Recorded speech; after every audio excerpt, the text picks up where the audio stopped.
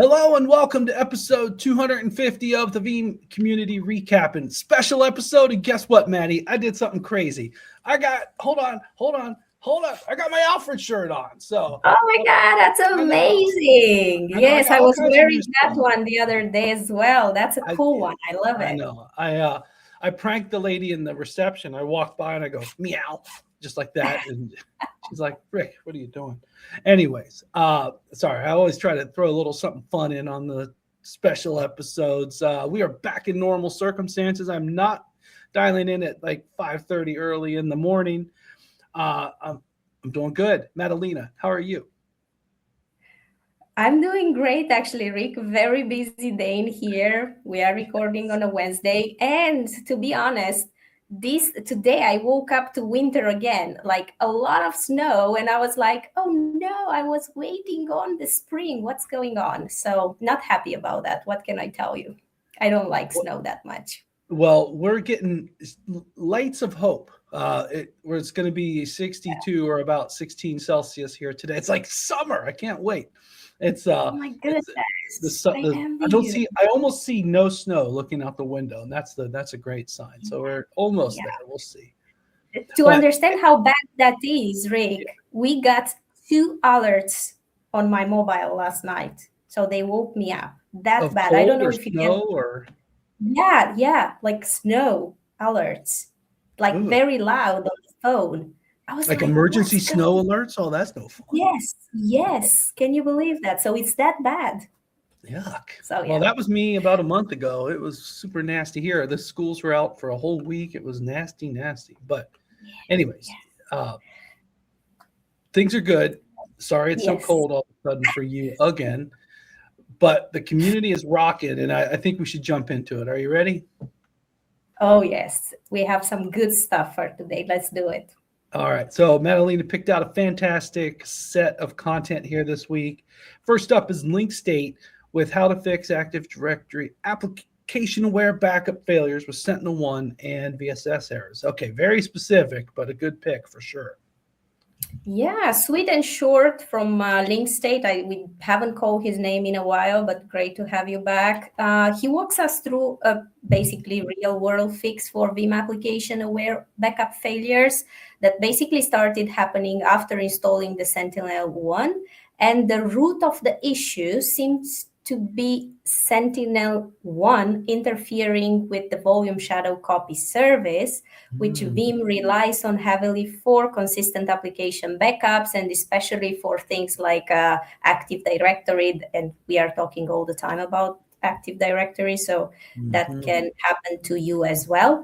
And Luca shares a step-by-step procedure using Sentinel control command to temporarily disable specific SentinelOne protections, clean up the broken shadow copies, and then re-enable protection once VSS is working properly again. So there is this security tools and backup tools don't always play nicely out of the box. And SentinelOne, of course, is doing its job in here, protecting the system. But in this case, it blocks VSS behavior that Veeam needs to perform application-aware backups correctly. So that can actually be tricky. So thank you very much, Luca, for sharing it with us. Yeah, this is a big deal because what you don't want to do is turn off application aware processing because a critical app like AD, it would potentially not capture it correctly. So good stuff, link state, and even better to call your name after a while. Welcome back to the recap. All right, next up is Shane, and I think this is going to be our top pick for the week on the other thing, but Veeam Data Platform V13 hidden features. I love this type of stuff, and thank you, Shane, for this. What caught your eye, Maddie? Well, this is one of those Shane-specific articles once a version is released, so it has to be picked up and shared in the community recap. He deep dive into Veeam Data Platform V13 this time, focusing on a lot of the powerful features that aren't always obvious, as the title says, hidden. If you just skim the release notes. So beyond the big headline updates like the new Linux-based appliance, high availability that we're going to talk a little bit later about it, and the web UI. Shane highlights some really meaningful improvements, talking about single sign-on with SAML, providers like Entra ID and Okta, expanded Veeam intelligence modes, much stronger Linux support across proxies, infrastructure components, security upgrades, malware detection for Linux, certificate-based server deployment. Oh my goodness, so many amazing stuff in here, the broader hypervisor support, especially for Proc and then synthetic fools, automation. And the big theme here is that V13 isn't this time just a UI refresh. Maybe in other version it happened, but this is really evolution. We are talking evolution in here, and it's security and its performance and this flexibility. And what I really like, my favorite one, I don't know which one is your favorite. I'm going to ask you in a minute. You have to tell us. But my favorite in here is the security improvements. As always, I'm always going for the security. The role granularity, the certificate-based deployments, are the kind of things that enterprises, I think they've been asking for this for kind of years, if I'm not mistaken. So a fantastic long article in here, but great stuff. Keep on doing this good job here, Shane. But which one is your favorite, Rick? I kind of like the enhanced role-based access control, and he's hitting onto it here. Like, for example, someone can be permissioned to do restores, but they can only be scoped to certain things, right? So I guess of this list, this is my favorite. But Shane, I got to give this one a long read. This is great. I got a new nickname for you, Shane. So Shane already goes by Cool Sport. I'm going to go with this. Tell me what you think, Madi. Shane, going deep. Williford, because he's going deep into the product here. So I love it, Shane. So thank you so much for sharing. Yeah, absolutely. Thank you. And I think he inspired a few other members in the community as well, because I saw Nico Stein also writing something similar, but I had to pick actually Shane's one because, it's his thing. So yeah, exactly. You go, Shane. You sorry, I'm in a mood today, friends. So sorry about that. So thank you again, Shane. Let's get back to serious stuff. All right. Next up, we have Christian Eversole talking about Veeam Backup Enterprise Manager setup and user role management. So good feed off from what we just talked about here. What caught your eye on this one, Madi?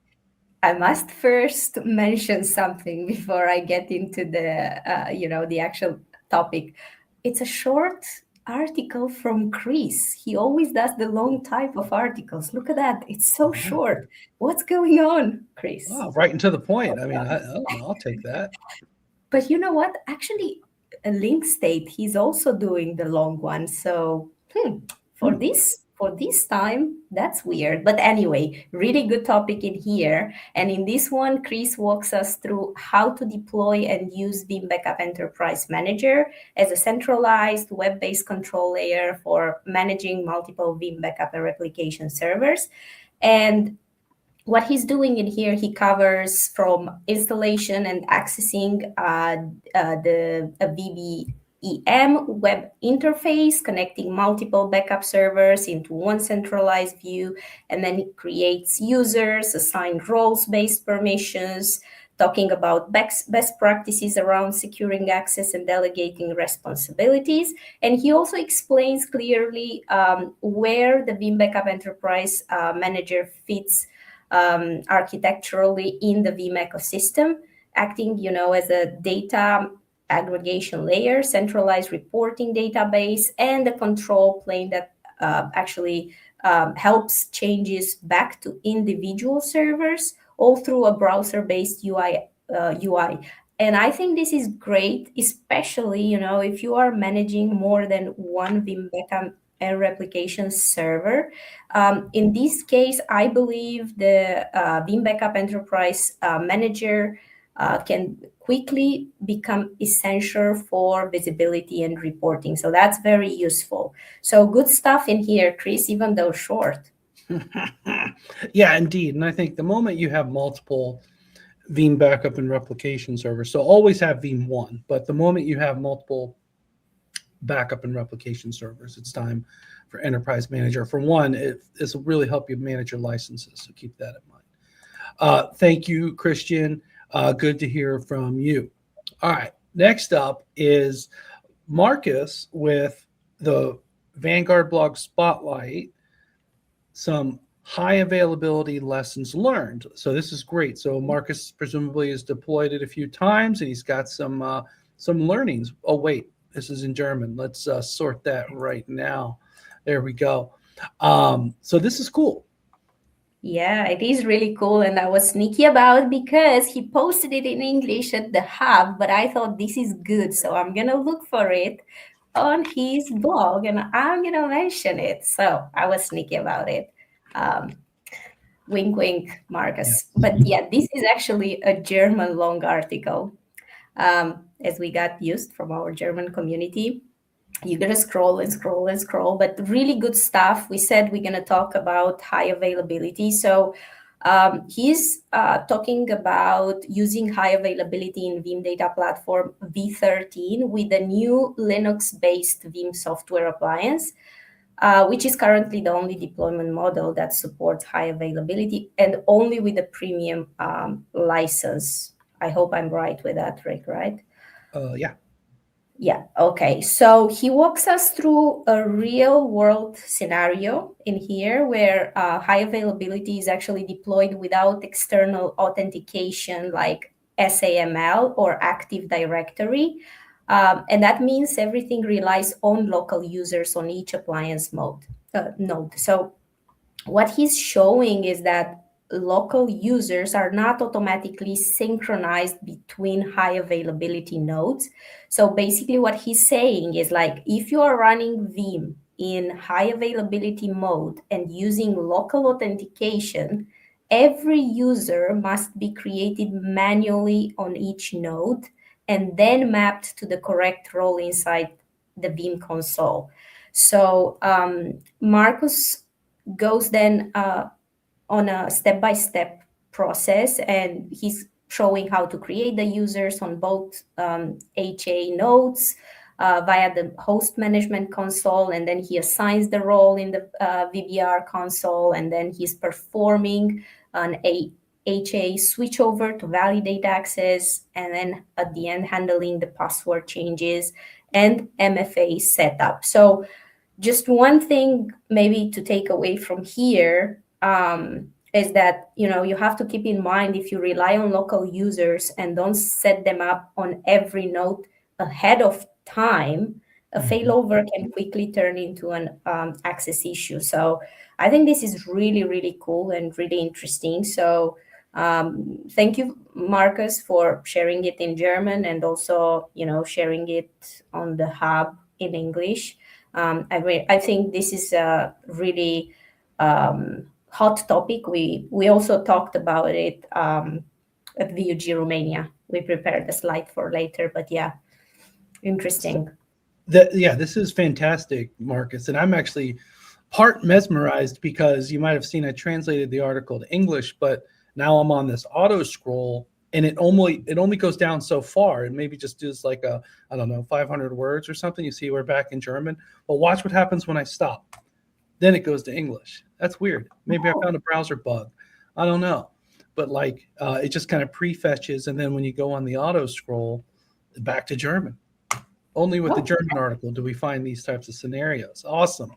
But Marcus, all translation observations aside, this is a great topic. And I love this kind of real world deployment perspective. So, he's truly one of the best at it. So thank you, Marcus, AKA Dynamic.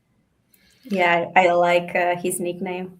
Yeah, he's using it as his, you can see it as his username here as well, which I think is awesome. Cool stuff. Okay, now time for, are you ready, Madi? The one, the only special department news. Okay, so we've got a couple of tricks up our sleeves. Now, I've translated this one to English, and it's already all translated.